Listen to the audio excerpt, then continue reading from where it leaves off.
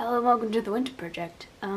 New Doctor, that's exciting, but I'm not going to talk about that today. Today I'm going to be talking about the movie of Tomorrow When the World Began. My first video ever on this channel, on all of YouTube, actually, is a book review of Tomorrow When the World Began that is kind of boring and poorly edited in Movie Maker, but it's where I began. I thought today I'd review the movie because I had to watch an Australian film for media, so two birds. It was actually pretty similar to the book.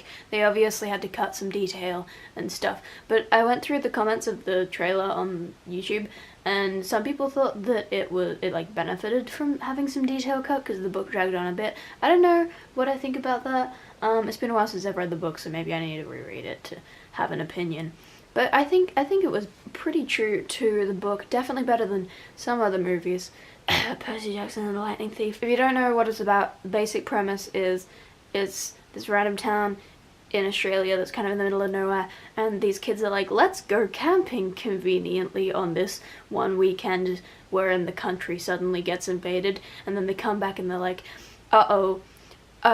and then they do like cool explosion-y fighting stuff. The film did have a lot of explosions, but to be fair, so did the book, so I think it's really John Marsden's fault. Not that explosions aren't cool, they're kind of cool to watch, but like they do get old. One of the things that most stood out for me in the book was the character development, and I think they sort of did that kind of alright in the movie. Obviously it's really hard to develop like 7 or 8 characters over the span of an hour and a half, but I think for the main character at least, or a couple of the main ones, they did it pretty well. I don't know if there was less like suspense and tension in the movie, or if I've just like already read the book so I knew what was going to happen, but I think it was a little bit less suspenseful.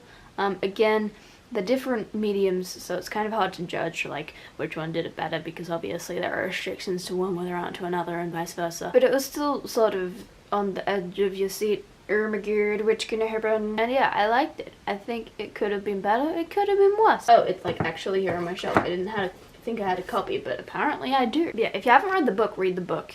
And then if you like it, then watch the movie and read the sequels, because I think there are about 7 of them, which is a little bit excessive, but I haven't read all of them. It is a good book, John Marsden.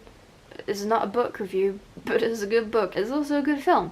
Because I've been looking at Australian cinema for media, and like it doesn't exist apart from like a few movies that did okay. That's interesting to look at, given like film is one of my areas of interest, and I like might go into that industry. So if you're Australian, what's your favorite Australian film?